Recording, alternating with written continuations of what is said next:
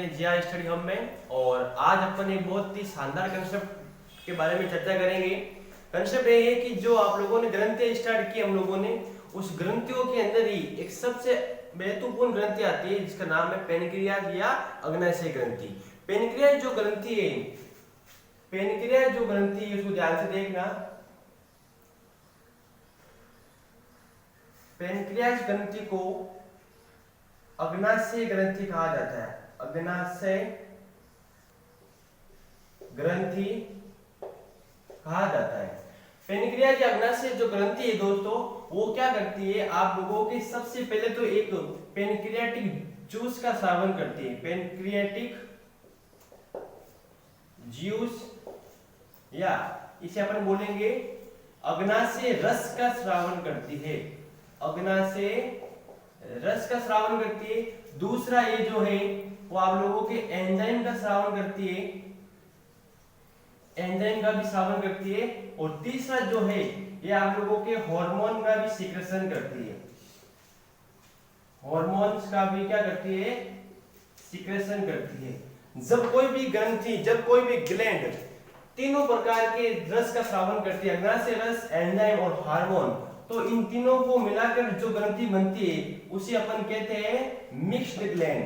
क्या कहेंगे, mixed gland, या फिर इसे कहेंगे अपन मिश्रित ग्रंथि। क्या कहेंगे, मिश्रित ग्रंथि। तो हमारी बॉडी की जो है एकमात्र मिश्रित ग्रंथि पाई जाती है जिसका नाम है अग्नाशय ग्रंथि या पेनक्रियाज ग्लैंड। याद रखना, एग्जाम में सवाल बनेगा कि हमारे शरीर की मिश्रित ग्रंथि किसे कहते हैं या मिक्स्ड ग्लैंड किसे कहते हैं, तो आप लोग बताएंगे कि हमारे शरीर की जो मिश्रित ग्रंथि है उसे हम पेनक्रियाज ग्रंथि या अग्नाशय ग्रंथि कहते हैं। क्योंकि अग्नाशय ग्रंथि जो है अग्नाशय रस का भी स्रावन करेगी, एंजाइम का भी स्रावन करेगी और हार्मोन का भी स्रावन करेगी। तो अपन जब ग्रंथियां पढ़ रहे तो अपन सबसे पहले हार्मोन्स के ऊपर चर्चा करेंगे, ठीक है। अब यहां पर देखना आप लोग, अग्नाशय जो ग्रंथि है, अग्नाशय ग्रंथि कहां पाई जाती है और कहां पर होती है, इसके बारे में अपन चर्चा करते हैं। तो इसकी जो लोकेशन होगी, इसकी जो लोकेशन होगी वो कहां पर होगी, आपके छोटी आंत के, छोटी आंत के ऊपर होती है। कहां पर होगी ये छोटी आंत, यानी स्मॉल इंटेस्टाइन, स्मॉल इंटेस्टाइन के ऊपर ये मौजूद होती। किस प्रकार से होगी इसकी संरचना, इस प्रकार से हमारी इंटेस्टाइन होगी। इंटेस्टाइन के यहां पर एक पत्तीदार रूप के अंदर, एक पत्तीदार रूप के अंदर जो आप लोगों के अग्नाशय ग्रंथि मौजूद होगी। पत्तीदार रूप के ऊपर जो है आप लोगों के अग्नाशय ग्रंथि जो है, अग्नाशय ग्रंथि मौजूद होगी। अब इस अग्नाशय ग्रंथि की खोज किसने की, तो यहां पर देखना कि इसकी डिस्कवर किसने किया, इसकी खोज किसने की, तो याद रखना इसकी खोज लैंगरहैंस ने की। किसने की, लैंगरहैंस ने इसकी क्या की, खोज की, ठीक है। तो अग्नाशय ग्रंथि की जो लोकेशन है कहां पर होगी, आपके जो इंटेस्टाइन है, इंटेस्टाइन के जस्ट ऊपर और अमाशय के जस्ट नीचे अग्नाशय ग्रंथि पाई जाती है, ठीक है। अब बात करते हैं अग्नाशय जो ग्रंथि जो है, अग्नाशय जो ग्रंथि है उसके अंदर आप लोगों के 3 प्रकार की कोशिकाएं पाई जाती है। क्या पाई जाती है, 3 प्रकार की सेल्स या फिर अपन बोलेंगे कोशिकाएं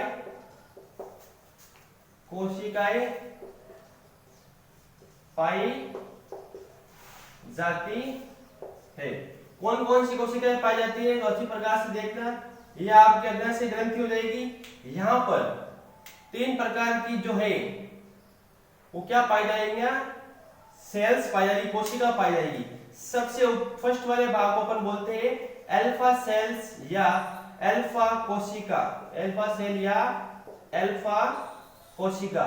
सेकंड वाले को अपन बोलेंगे बीटा सेल्स, बीटा सेल या फिर बीटा कोशिका, क्या कहेंगे, बीटा कोशिका।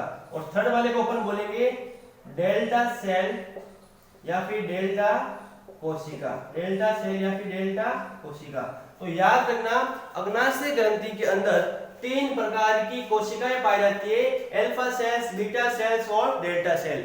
इन तीनों प्रकार की कोशिकाओं के अंदर एक एक हार्मोन का सिक्रेशन होता है। उन हार्मोन के बारे में अपन को आज चर्चा करनी है कि कौन सा हार्मोन किस प्रकार हमारे शरीर के लिए उपयोगी है और किस प्रकार से इनकी कमी होने से हमारे शरीर के अंदर किस प्रकार के रोग होते हैं, तो अपन चर्चा करेंगे। तो सबसे इंपॉर्टेंट जो है, सबसे ज्यादा मात्रा में पाया जाने वाला है वो बीटा सेल से। बीटा सेल लगभग 2 से 2.5 मिलियन के आसपास हमारी बॉडी के अंदर बीटा सेल्स जो है अग्नाशय ग्रंथि के अंदर पाया जाता है। और इसकी जो प्रतिशत होती है, इसकी 90% से ज्यादा इसकी मात्रा होती है। तो सबसे ज्यादा इंपोर्टेंट कौन सा होगा, बीटा सेल्स या बीटा कोशिका होगा। तो अपन जो है सबसे पहले बीटा कोशिका के ऊपर चर्चा करते हैं। देखना यहां पर शांति से कि बीटा सेल्स जो है, बीटा सेल्स जो है वो हमारे शरीर के अंदर इंसुलिन हार्मोन का सिक्रेशन करता है। किसका करता है, इंसुलिन हार्मोन का। इंसुलिन हार्मोन्स का सिक्रेशन हमारे बॉडी के अंदर अग्नाशय ग्रंथि का बीटा सेल वाला जो पार्ट है वो इंसुलिन हार्मोन का सिक्रेशन हमारे बॉडी के अंदर करता है। अब सबसे पहले अपन इंसुलिन हार्मोन के ऊपर चर्चा करते हैं। इंसुलिन हार्मोन की जो सबसे पहले खोज है, इंसुलिन हार्मोन की जो खोज है वो आप लोगों के कनाडा के रहने वाले साइंटिस्ट, मेडिकल साइंटिस्ट ने इंसुलिन की खोज की थी। दो साइंटिस्ट ने साथ में मिलकर खोज की थी, जिनका नाम है आप लोगों के बेटिंग एंड बेस्ट। ये 2 साइंटिस्ट थे। कहां के थे ये साइंटिस्ट, कनाडा के थे। कहां के थे, कनाडा के थे। इन दोनों ने मिलकर इंसुलिन हार्मोन की खोज की थी हमारे बॉडी के अंदर। अब जब इंसुलिन हार्मोन इन लोगों को बॉडी के अंदर मिला तो फिर इनको नोबेल पुरस्कार दिया गया। क्या दिया गया, नोबेल पुरस्कार, नोबेल पुरस्कार से सम्मानित किया गया। तो याद रखना एग्जाम के अंदर सन पूछते हैं, इंसुलिन हार्मोन की खोज करने वाले साइंटिस्ट को नोबेल पुरस्कार कौन से सन में अंदर मिला, तो इनको नोबेल पुरस्कार 1923 या फिर 1923 के अंदर इन लोगों को नोबेल पुरस्कार दिया गया। किस लिए दिया गया, क्योंकि इन लोगों ने हमारे शरीर के अंदर अग्नाशय ग्रंथि के अंदर बीटा सेल्स के अंदर 1923 के अंदर इन लोगों ने इंसुलिन को खोजा था। उन लोगों ने पता लगाया था कि हमारे अग्नाशय ग्रंथि के अंदर एक हार्मोन होता है इंसुलिन नाम का, जो किस प्रकार से हमारे बॉडी के अंदर काम करता है। इन लोगों ने अपने लोगों को समझाया, इसलिए इनको नोबेल पुरस्कार 1923 के अंदर दिया गया था। कहां के रहने वाले थे, कनाडा के रहने वाले थे। इसका जो बेटिंग का पूरा नाम है सर फ्रेडरिक बेटिंग इसको कहा जाता है। अब आगे चर्चा करते हैं कि इंसुलिन जो हार्मोन है वो इंसुलिन हार्मोन क्या अपने बॉडी के अंदर किस प्रकार से उपयोगी होता है, उसको देखते हैं। सबसे पहले जब इंसुलिन हार्मोन के ऊपर चर्चा करेंगे उससे पहले अपन चर्चा करते हैं ग्लूकोज के ऊपर। किसके ऊपर, ग्लूकोज के ऊपर। हमारे बॉडी के अंदर ग्लूकोज किस प्रकार से बनता है, जो भी हम लोग भोजन करते हैं, खाना खाते हैं या फास्ट फूड, ड्राई फ्रूट्स जो भी है, ग्लूकोज उन सभी से मिलकर बनता है। कैसे, आप लोगों ने खाना खाया, कार्बोहाइड्रेट से भरपूर खाना खाया, वसा से ज्यादा खाना खाया, प्रोटीन से मिलकर खाना खाया, जो भी खाना हम खाते हैं ज्यादा कार्बोहाइड्रेट वाला, उन सब से क्या होता है हमारी बॉडी के अंदर ग्लूकोज का निर्माण होता है। ग्लूकोज क्या करता है, फिर आगे ग्लूकोज ऑक्सीजन के साथ मिलकर कार्बन डाइऑक्साइड और पानी और साथ में एनर्जी का निर्माण करता है। तो ग्लूकोज क्या करता है, इस प्रकार से आप लोगों के ग्लूकोज है।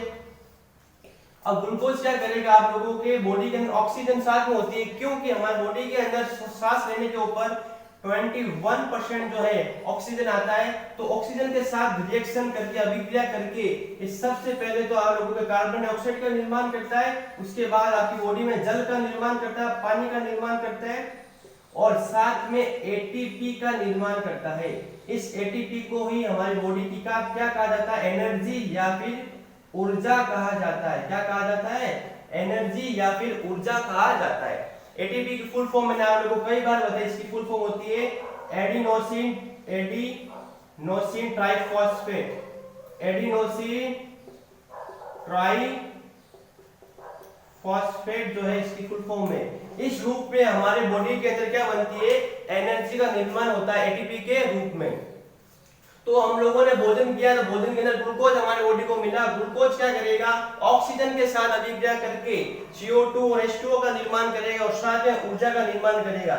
इस ऊर्जा के निर्माण से ही हमारे पूरे शरीर का, पूरे दिन का सर्कुलेशन चलता है। हम लोग क्या है, वर्क कर सकते हैं, काम कर सकते हैं और पूरे दिन जो है बॉडी के अंदर, हमारे शरीर के अंदर क्या रहेगी, ऊर्जा रहेगी। कहां से बनेगी ऊर्जा, ग्लूकोज से बनेगी। तो इंसुलिन क्या करता है, ये इंसुलिन क्या करता है, ध्यान से देखना यहाँ पर। हमारे बॉडी के अंदर जो ग्लूकोज भोजन के माध्यम से, फूड के माध्यम से हमारे बॉडी के अंदर जो ग्लूकोज आया, इंसुलिन यहाँ पर रिएक्शन करके, इंसुलिन क्या करेगा, ग्लूकोज का रिएक्शन करके हमारे ग्लूकोज को ग्लाइकोजन में बदलता है। किसमें बदलता है, ग्लाइकोजन के अंदर बदलता है, ग्लाइकोजन के अंदर बदलता है। ग्लाइकोजन क्या है, ग्लूकोज का टूटा हुआ भाग है। ग्लाइकोजन क्या है, ग्लूकोज का टूटा हुआ भाग है। अब ये ग्लाइकोजन जो है बहुत अधिक मात्रा में जब होगा, बहुत अधिक मात्रा में जब होगा तो ये ग्लाइकोजन जो है वो सबसे पहले हमारे लीवर के अंदर, लीवर में स्टोर होता है। ग्लाइकोजन जो है वो लीवर में स्टोर होगा और जब लीवर भी थक जाएगा, कब थक जाएगा, अगर आप लोग ज्यादा से ज्यादा भोजन करोगे, ज्यादा से ज्यादा कुछ चीजें खाओगे तो ग्लूकोज की तादाद है, ग्लूकोज की जो मात्रा है वो ज्यादा से ज्यादा बनेगी और ज्यादा से ज्यादा ग्लूकोज की मात्रा बनने से इंसुलिन हार्मोन जो है ग्लूकोज को ज्यादा से ज्यादा ग्लाइकोजन में परिवर्तित करेगा और जब ग्लाइकोजन ज्यादा बनेगा तो वो ग्लाइकोजन कहां जाके स्टोर होगा, तो वो लीवर के अंदर स्टोर होगा और इसीलिए लीवर को हमारे बॉडी का स्टोर रूम भी कहा जाता है। लीवर को बॉडी का स्टोर रूम भी कहा जाता है। याद रखना, इसके ऊपर सवाल बन चुका है कि हमारे बॉडी का स्टोर रूम किसे कहा जाता है, तो आप याद रखोगे लीवर को हमारे बॉडी का स्टोर रूम कहा जाता है। क्योंकि लीवर क्या करता है, ग्लाइकोजन को अपने अंदर क्या करता है, इकट्ठा करके रखता है, आवश्यकता पड़ने पर उसको वापस देता है। तो लीवर भी जब थक जाएगा तो दूसरी बार जब हमारे ग्लाइकोजन है वो हमारे बॉडी के एडिपोज टिश्यू में जाता है। कहां जाता है, एडिपोज टिश्यू में जाता है। इसे आप कहेंगे एडिपोज ऊतक भी कहा जाता है। तो याद रखना, हमारी बॉडी के अंदर जो ग्लाइकोजन है वो ग्लाइकोजन कहां पर जाकर इकट्ठा होता है, तो लीवर के अंदर और एडिपोज ऊतक के अंदर या एडिपोज टिश्यू के अंदर वो क्या होगा, इकट्ठा होगा, ऊर्जा के रूप में इकट्ठा होता है। जब हम लोग क्या करेंगे, खाना कम खाएंगे, ग्लूकोज कम लेंगे और ग्लूकोज कम बनेगा तो उस समय क्या होता है, जो एडिपोज टिश्यू है वो ग्लाइकोजन को वापस हमारे बॉडी के अंदर छोड़ता है, तो इससे हमारे शरीर में ऊर्जा बनी रहती है। तो याद रखना, ग्लूकोज जो है, ग्लूकोज का ग्लाइकोजन में परिवर्तन करने के लिए इंसुलिन हार्मोन का होना बहुत ही आवश्यक माना जाता है। अब मैं बात करता हूं, यदि हमारी बॉडी में ध्यान से देखना, यदि हमारी बॉडी में इंसुलिन हार्मोन की क्या हो गई, कमी होगी। इंसुलिन जो हार्मोन है, इंसुलिन और हार्मोन की क्या हो गई, कमी हो गई। अब इंसुलिन हार्मोन की क्या होगी, कमी होगी। तो इंसुलिन हार्मोन की कमी होगी तो हमारे बॉडी में जो ग्लूकोज है, हमारे बॉडी में जो ग्लूकोज है वो ग्लूकोज किस में परिवर्तन नहीं होगा, ग्लाइकोजन में परिवर्तन नहीं होगा। और ग्लाइकोजन में परिवर्तन नहीं होगा तो हमारी बॉडी में अंदर जो ब्लड सेल्स, जो ब्लड है, जो हमारी बॉडी के अंदर ब्लड है, जो ब्लड शुगर, ब्लड के अंदर क्या होगा, ग्लूकोज हमारे बॉडी के अंदर बढ़ना स्टार्ट होगा। क्यों स्टार्ट हो रहा है, क्योंकि इंसुलिन हार्मोन की क्या हो गई, कमी होगी। इंसुलिन क्या करेगा, ग्लूकोज को ग्लाइकोजन में बदलने का काम करता है और अगर जब इंसुलिन ही कम हो जाएगा तो ग्लूकोज जो है ग्लाइकोजन में कम बदलेगा तो हमारी बॉडी के अंदर डायरेक्टली ग्लूकोज इकट्ठा होना शुरू हो जाएगा। और कहां पर इकट्ठा होगा, हमारे ब्लड के अंदर, ब्लड शुगर के अंदर इकट्ठा होना स्टार्ट हो जाएगा। और हमारी बॉडी के अंदर ब्लड शुगर की मात्रा बढ़ने से हम हमारे शरीर के अंदर डायबिटीज नाम की रोग हो जाता है। डायबिटीज डायबिटीज नामक रोग हो जाता है। तो इसीलिए इंसुलिन हार्मोन बहुत उपयोगी माना जाता है। अब मैं आप लोग यहां से स्क्रीनशॉट ले लीजिए, यहां पर आगे चर्चा करते हैं अपन। ध्यान से देखना कि जो इंसुलिन की कमी होने से कौन सा रोग होता है, तो इंसुलिन हार्मोन की कमी होने से ही हम लोगों के अंदर क्या होगा, डायबिटीज की बीमारी हो जाती है। क्यों होती है? क्योंकि ग्लूकोज जो है, ग्लूकोज स्टोर होना स्टार्ट हो जाता है। ग्लूकोज स्टोर होना स्टार्ट हो जाता है कहां पर? ब्लड शुगर के अंदर। ब्लड के अंदर जो है वो ग्लूकोज स्टोर होना शुरू हो जाता है ब्लड शुगर के अंदर। और जब ब्लड शुगर के अंदर स्टोर होगा तो हमारे शरीर के अंदर शर्करा या फिर मिठास की जो मात्रा है, शर्करा की मात्रा क्या होगी? शर्करा की मात्रा बढ़ जाती, शर्करा की मात्रा बढ़ जाती है। और शर्करा की मात्रा बढ़ेगी तो इसे ही एक बीमारी का नाम कहा जाता है, इसे ही मधुमेह रोग कहा जाता है, या फिर इसे ही शुगर की बीमारी कहा जाता है, या फिर इसे ही आप लोग डायबिटीज नामक रोग कहते हो। तो हमारी बॉडी के अंदर मधुमेह, शुगर, डायबिटीज रोग कैसे उत्पन्न होता है? जब हमारी बॉडी के अंदर इंसुलिन हार्मोन की क्या होगी? कमी होगी। इंसुलिन हार्मोन कम होगा तो क्या होगा? मधुमेह, शुगर, डायबिटीज की बीमारी होगी। क्योंकि इंसुलिन हार्मोन जो है वो ग्लूकोज को ग्लाइकोजन में परिवर्तित करता है। अगर इंसुलिन हार्मोन ही खुद कम होगा तो ग्लूकोज जो है ग्लाइकोजन में परिवर्तित नहीं हो पाएगा, डायरेक्ट हमारे शरीर के अंदर, ब्लड के अंदर ग्लूकोज की मात्रा बढ़ती जाएगी। इससे ब्लड शुगर जो है, ब्लड के अंदर शुगर की मात्रा बढ़ेगी, हमारी बॉडी के अंदर शर्करा की मात्रा बढ़ेगी, तो हमें मधुमेह, शुगर, डायबिटीज की बीमारी होनी स्टार्ट हो जाती है। अब देखते हैं कि जो डायबिटीज रोग है वो डायबिटीज भी दो प्रकार का होता है। आप लोगों ने आज तक नहीं पढ़ा होगा लेकिन मैं आपको बताता हूं। जो डायबिटीज है, जो डायबिटीज रोग है, वो डायबिटीज बीमारी जो है वो भी दो प्रकार की होती है। सबसे पहले आप लोगों की होती है एक जिसका नाम है जुवेनाइल डायबिटीज, जुवेनाइल डायबिटीज। दूसरी होती है आप लोगों की सामान्य डायबिटीज, सामान्य डायबिटीज। सामान्य डायबिटीज का अर्थ मैं आपको समझाऊंगा, पहले आप लोग जुवेनाइल डायबिटीज को समझिए। जुवेनाइल डायबिटीज जो होगी वो खास करके आप लोगों के बच्चों के अंदर ज्यादा होती है।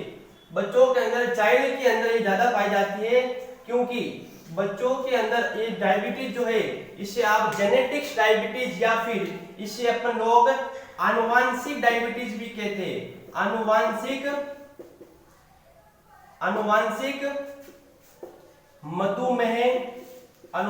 मधुमेह रोग भी कहा जाता है। क्योंकि जुवेनाइल डायबिटीज जो है वो ज्यादातर बच्चों के अंदर शुरू हो जाती है। बच्चों में होने वाली डायबिटीज जो है, एग्जाम में सवाल भी पूछता है कि बच्चों में होने वाली डायबिटीज का नाम बताइए, तो आप बोलोगे जुवेनाइल डायबिटीज जो है वो बच्चों के अंदर पाई जाती है। क्यों पाई जाती है, तो इसके बारे में अपन विस्तार से चर्चा करते हैं। जो जुवेनाइल डायबिटीज होती है उसमें होता क्या है, तो देखना। जुवेनाइल डायबिटीज जो है उसके अंदर क्या होगा, ध्यान से देखना। क्या होता है कि जब बच्चों के अंदर, बच्चों में प्रतिरक्षा तंत्र क्या होता है, इम्यूनो सिस्टम, इसे अपन क्या कहेंगे, इम्यूनो सिस्टम। बच्चों में क्या होता है, इम्यूनो जो सिस्टम है वो इम्यूनो सिस्टम जो है किसके ऊपर अटैक करता है, तो इम्यूनो जो सिस्टम है वो अग्नाशय के ऊपर अटैक करता है। किसके ऊपर अटैक करता है, हमारे पैनक्रियाज के ऊपर, पैनक्रियाज के ऊपर क्या करता है, अटैक करता है। ये जब पैनक्रियाज के ऊपर अटैक करता है तो क्या होगा, पैनक्रियाज के ऊपर अटैक करेगा कौन, हमारा प्रतिरक्षा तंत्र या इम्यूनो सिस्टम जो है वो अग्नाशय के ऊपर अटैक करता है। तो इससे क्या होगा, अग्नाशय नष्ट हो जाएगा, अग्नाशय जो है वो नष्ट हो जाता है। अब अग्नाशय जब नष्ट हो जाएगा तो आप लोगों को पता है इंसुलिन हार्मोन भी क्या होगा, इंसुलिन हार्मोन भी नहीं बनेगा। और इंसुलिन हार्मोन नहीं बनेगा तो आप लोगों को पता है जब इंसुलिन हार्मोन ही नहीं बनेगा बॉडी के अंदर तो ग्लूकोज को ग्लाइकोजन में परिवर्तित कौन करेगा, और ग्लूकोज को ग्लाइकोजन में जब परिवर्तित नहीं किया जाएगा तो इससे हमारे बॉडी के अंदर शुगर की मात्रा बढ़ जाएगी, और शुगर की मात्रा बढ़ेगी तो बच्चों को जन्म से, छोटे बच्चों को क्या होगा, जन्म से ही जुवेनाइल डायबिटीज की बीमारी हो जाती है। और इसका इलाज जो है संभव नहीं माना गया है, क्योंकि इसका इलाज अभी तक सही प्रकार से आया नहीं, क्योंकि इसको बच्चों के अंदर देखा जाता है और इसे जेनेटिक्स डायबिटीज भी कहा जाता है, क्योंकि ये जो है शुरुआत से इसका प्रतिरक्षा जो तंत्र है, इम्यून सिस्टम है, वो पेनक्रियास के ऊपर अटैक करता है, अग्नाशय के ऊपर अटैक करता है, वो माना जाता है। तो इस प्रकार से इसको समझाया गया है। दूसरी जो आप लोगों की बीमारी है वो सामान्य प्रकार की होती है, सामान्य डायबिटीज। ये जो सामान्य डायबिटीज है वो हमारे डेली लाइफ के ऊपर निर्भर करती है। डायबिटीज के अंदर जो सेकंड प्रकार की है, सेकंड प्रकार की जो है उसे अपन कहेंगे नॉर्मल डायबिटीज, नॉर्मल डायबिटीज, या फिर अपन कहेंगे सामान्य मधुमेह रोग, सामान्य मधुमेह रोग। तो ये क्या करती है, हमारे जो है लाइफ साइकिल के ऊपर निर्भर करती है। ये वाली डायबिटीज जो है लाइफ साइकिल के ऊपर निर्भर करती है। किस प्रकार से, यदि हमारी उम्र के जो है नौजवान है या चाहे बुजुर्ग है, वो क्या करते हैं, ज्यादा मात्रा में जब फास्ट फूड है, कैलोरी ज्यादा, जो मतलब फैटी युक्त भोजन है, फैटी युक्त जो फूड है उनका सेवन ज्यादा मात्रा में करेंगे, प्रोटीन का सेवन कम करेंगे, मिनरल्स का सेवन कम करेंगे, ओनली फॉर कार्बोहाइड्रेट्स का सेवन करेंगे, तो उनके अंदर जब है शुगर का लेवल बढ़ जाएगा, और शुगर का लेवल जब बढ़ेगा तो उनके अंदर डायबिटीज की बीमारी होने की संभावना रहती है। लेकिन आप लोग इसे वापस कंट्रोल में भी ला सकते हो, इसे वापस आप कंट्रोल में भी ला सकते हो, क्योंकि इससे हम क्या करेंगे, प्रोटीन ज्यादा लेने से, और प्रोटीन ज्यादा लेंगे, मिनरल्स पदार्थ ज्यादा लेंगे तो क्या होगा, डायबिटीज जो है, नॉर्मल डायबिटीज जो है वापस कंट्रोल में आ सकती है। तो आप लोगों को मैंने अच्छी प्रकार से समझाया कि इंसुलिन हार्मोन जो है हमारी बॉडी के अंदर डायबिटीज बीमारी जो है उस करने के ऊपर सबसे बड़ा योगदान कौन निर्भर करता है, इंसुलिन हार्मोन करता है। अब जो है पेनक्रियाज के अंदर दूसरी कोशिका पाई जाती है जिसका नाम है आप लोगों के, इसका नाम क्या है आप लोगों के, अल्फा सेल्स या फिर अल्फा कोशिका। अल्फा कोशिका के ऊपर चर्चा करेंगे। अल्फा कोशिका जो है वो हमारी बॉडी के अंदर कौन सा हार्मोन सिक्रेशन करती है, तो अल्फा कोशिका जो है हमारी बॉडी के अंदर ग्लूकागोन हार्मोन का सिक्रेशन करती है, ग्लूकागोन हार्मोन का सिक्रेशन करती है। ग्लूकागोन हार्मोन क्या होता है, जिस प्रकार से हमने ग्लूकोज को ग्लाइकोजन में बदलने के लिए इंसुलिन की आवश्यकता होती है, तो इसे ग्लूकागोन हार्मोन को क्या कहा जाता है, फास्टिंग हार्मोन भी कहा जाता है, फास्टिंग हार्मोन भी कहा जाता है। फास्टिंग हार्मोन से मतलब क्या है, आप लोग जब व्रत करते हो या फिर कई दिनों तक खाना नहीं खा पाते हो तो उस समय क्या होता है, हमारी बॉडी के अंदर ग्लूकोज की मात्रा कम होगी, ग्लूकोज की मात्रा कम होगी तो ऑक्सीजन साथ में मिलेगा, लेकिन क्या होगा, ऑक्सीजन ग्लूकोज के साथ तो मिल जाएगा लेकिन ऊर्जा नहीं बन पाएगी। क्यों नहीं बन पाएगी, क्योंकि ग्लूकोज की मात्रा जो है कम है, तो ग्लूकोज की मात्रा कम होगी तो हमारी बॉडी के अंदर ऊर्जा नहीं बन पाएगी, तो ऊर्जा नहीं बनेगी। तो आप लोगों ने देखा होगा फास्टिंग हार्मोन, इसे व्रत के रूप में माना जाता है। फास्टिंग यानी व्रत है, आप लोग जो गावर माइन के 51 है महाराज, कई है 51 महाराज व्रत है, वो 51 महीने वो हार्मोन काम करे कि मैं तो पूरा दिन भूखो रही हूं, हमारे शरीर में की नहीं रही हो, तो वो की नहीं रही हो, तो मैं आज खड़ बताऊं वो शरीर मायने भूखा रेवनो 4-5 दिन भूखा रेवनो, नवरात्र मायने माता जी 9-51 करनो, जो व्रत है फास्टिंग हार्मोन करने से आप लोगों के शरीर पे कोई प्रभाव नहीं पड़ता, गहरा प्रभाव नहीं पड़ता है, उसके बारे में मैं आज चर्चा करूंगा। जो फास्टिंग हार्मोन है ये क्या करता है, ग्लूकागोन जो है, ग्लूकागोन जो है, ग्लूकागोन हार्मोन क्या करता है, हमारे बॉडी के अंदर जो, हमारे बॉडी के अंदर जो लीवर के अंदर और एडिपो टिश्यू के अंदर जो ग्लाइकोजन, जो ग्लाइकोजन इकट्ठा हुआ था, क्या हुआ था इकट्ठा, ग्लाइकोजन कहां पर हुआ था, ग्लाइकोजन लीवर में और एडिपोज, एडिपोज टिश्यू में, एडिपोज टिश्यू में जो ग्लाइकोजन इकट्ठा किया था, किसने किया था, इंसुलिन ने किया था। किसको बदलने से, ग्लूकोज को किसमें बदलता, ग्लाइकोजन में बदलता। मतलब ये एक प्रकार की क्या है, आप लोगों के ऊर्जा ही है। तो ग्लाइकोजन जो हमारे बॉडी में इकट्ठा हो रखा है पहले से लीवर में और एडिपोज टिश्यू में, उस ग्लाइकोजन को एक ग्लाइकोगन क्या करता है, उस ग्लाइकोजन को ग्लूकागोन हार्मोन, ग्लूकागोन हार्मोन किसमें बदलता है, वापस ग्लूकोज में बदलता है। हमारी बॉडी के अंदर जब हम लोग खाना नहीं खा पाते, जब लोग हम कार्बोहाइड्रेट्स का पाचन नहीं करते या भोजन नहीं खाते, उस समय क्या होता है कि हमारे बॉडी के अंदर तो काम तो हम करते ही है, ऊर्जा की आवश्यकता तो हमें होती है, लेकिन उस समय क्या होता है कि जो ऊर्जा जो है लीवर के अंदर और एडिपोज टिश्यू के अंदर ग्लाइकोजन के रूप में इकट्ठा हो रखी है, उसको वापस निकालता है। हमारी बॉडी क्या करती है, उसको वापस निकालती है, क्योंकि बॉडी को तो क्या आवश्यकता है, ऊर्जा की आवश्यकता है। तो ग्लाइकोजन को वापस निकालती है और एकमात्र हमारे अग्नाशय ग्रंथि के अंदर ग्लूकागोन हार्मोन होता है। ये ग्लूकागोन हार्मोन जो है इस ग्लाइकोजन को वापस ग्लूकोज के अंदर कन्वर्ट करने का काम हमारे बॉडी में अंदर करता है ग्लूकोज।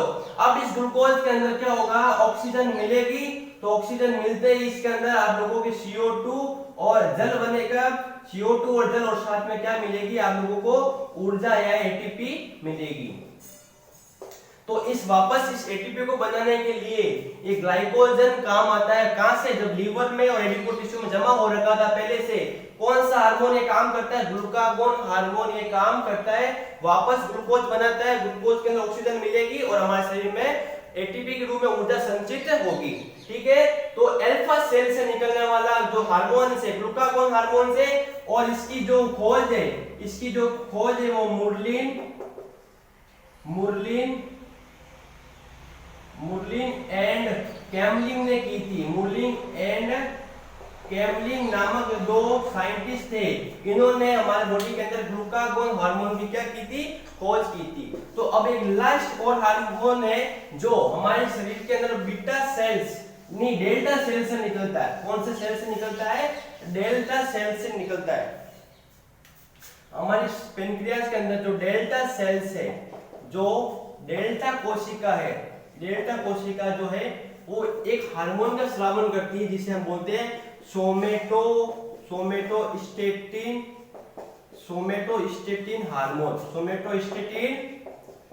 हार्मोन। सोमेटोस्टेटिन हार्मोन क्या करता है हमारी बॉडी के अंदर, वही BMR, बेसल मेटाबॉलिक रेट यानी आधार पूर्वक जो हमारी बॉडी की रेट होती है उसको बनाए रखने का काम करता है। यानी ऑक्सीजन, यानी कितना ऑक्सीजन जो है वो हमारी किस सेल्स के अंदर जाएगा, उन सब का जो